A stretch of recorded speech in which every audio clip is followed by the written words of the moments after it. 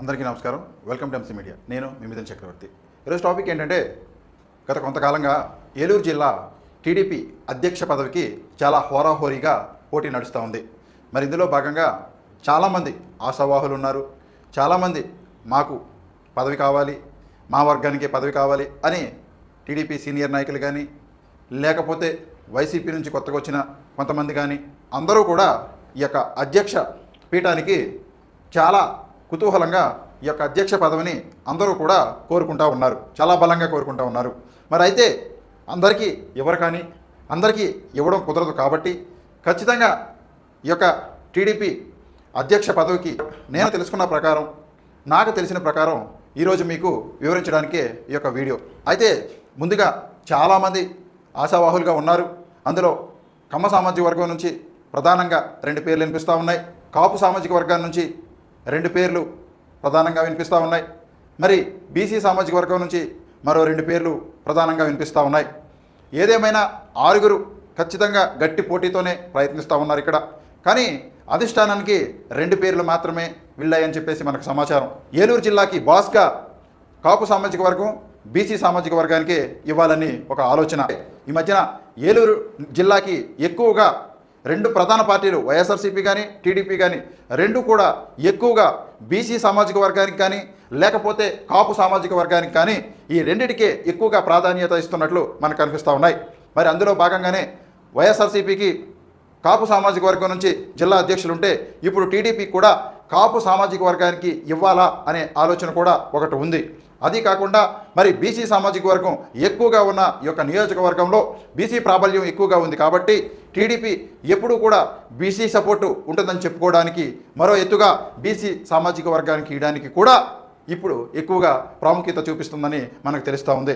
అయితే ప్రధానంగా ఈ 6 పోటీలో ఎలా ఉన్నా కానీ ఖచ్చితంగా 2 మాత్రమే ప్రధానంగా మనకి వచ్చిన సమాచారం. 2 మాత్రమే ప్రధానంగా పోటీలో ఉన్నట్టు మనకు వచ్చిన సమాచారం. బడేటి రాధాకృష్ణయ్య గారు, 2 శీలం వెంకటేశ్వరరావు గారు.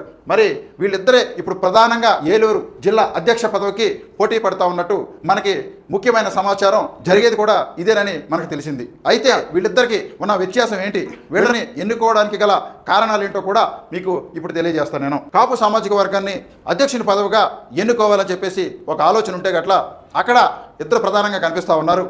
అయితే వైసీపీ నుంచి వలస వచ్చిన ఆళ్ల నాని, మరి అతను వలస వచ్చాడు కాబట్టి అతన్ని కొత్తగా పార్టీలోకి వచ్చారు కాబట్టి అతన్ని టీడీపీ కేడరు యాక్సెప్ట్ చేయట్లేదనేది సమాచారం.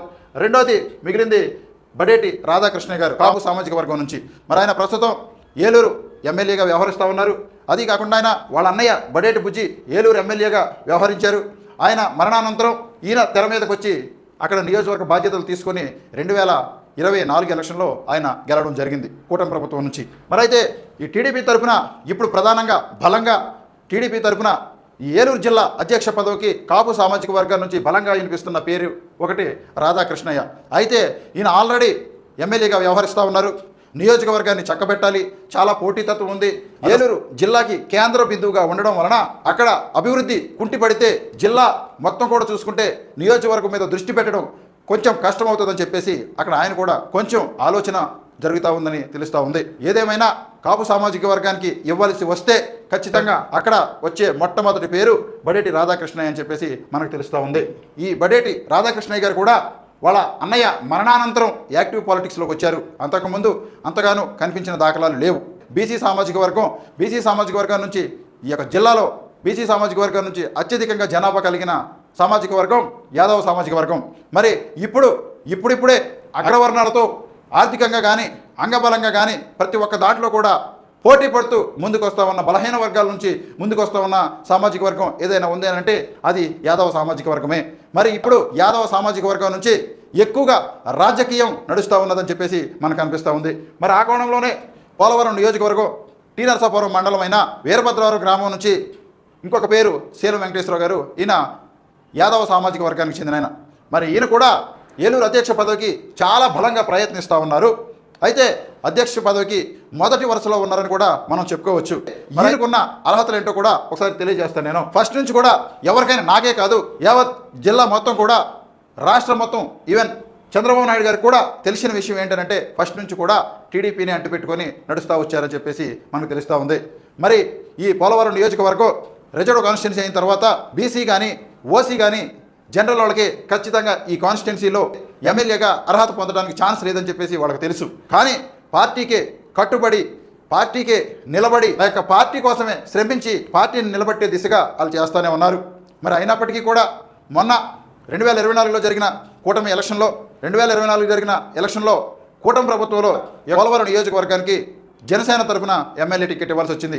అయినా సరే కూడా పార్టీకి మొదటి నుంచి కష్టపడినా వాళ్ళు ప్రాతినిధ్యం వహిస్తున్న పార్టీకి టికెట్ ఇవ్వకపోయినా కూటమిలో భాగమైన జనసేనకి ఇచ్చినా సరే అందరూ కూడా కలిసి కట్టుకొని చేసి గెలిపించుకోగలిగారు. అంటే ఇలాంటి సాక్రిఫైజులు చేశారని నేను చెప్తా ఉన్నాను. మరి 2014 నుంచి 2019 ఎమ్మెల్సీ కూడా ఆయనకి మిస్ అయింది. 2019లో ప్రజెంట్ ఎవరైతే టీడీపీ జిల్లా అధ్యక్షులుగా ఉన్నారో గని వీరాంజనేయులు గారు, మరి అప్పుడు కూడా ఆ స్థానంలో ఆయన కూడా అప్పుడు పోటీ చాలా బలంగా ఇచ్చారు. అప్పుడు కూడా ఆయనకి ఈ యొక్క అధ్యక్ష పదవి తుటిలో తప్పిపోయిందని చెప్పేసి మనకు తెలిసింది.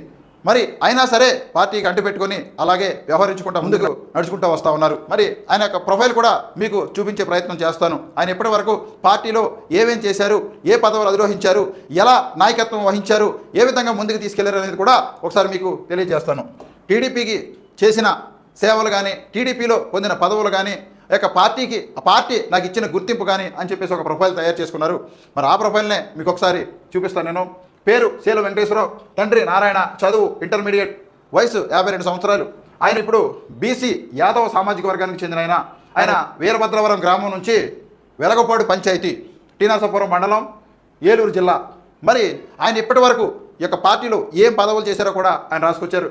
1995 నుంచి 2002 వరకు మల్లుకుంట పిఏసిఎస్ అధ్యక్షులు, మళ్ళీ 2002 నుండి 2007 వరకు వెలగపాడు గ్రామ పంచాయతీ సర్పంచ్గాను, 2007 నుంచి 2022 వరకు జెడ్పీటీసీ మరియు జిల్లా పరిషత్ డిప్యూటీ ఫ్లోర్ లీడర్గా కూడా ఆయన పనిచేశారని చెప్తా ఉన్నారు. 2012 నుంచి 2014 వరకు మల్లుకుంట పిఎస్ఎస్ అధ్యక్షులుగా గాను, 2014 నుండి టీనరసాపురం మండలం ఎంపీపీగా కూడా ఆయన వ్యవహరించారు. మండల ప్రజా పరిషత్ అధ్యక్షులుగా గాను పార్టీలో చేసిన పదవులు కూడా పార్టీలో అంటే గెలుపొందిని కాకుండా ప్రజాక్షేత్రంలో గెలుపొందిని కాకుండా పార్టీలో కూడా చేసిన పదవులు కూడా చెప్తా ఉన్నారు.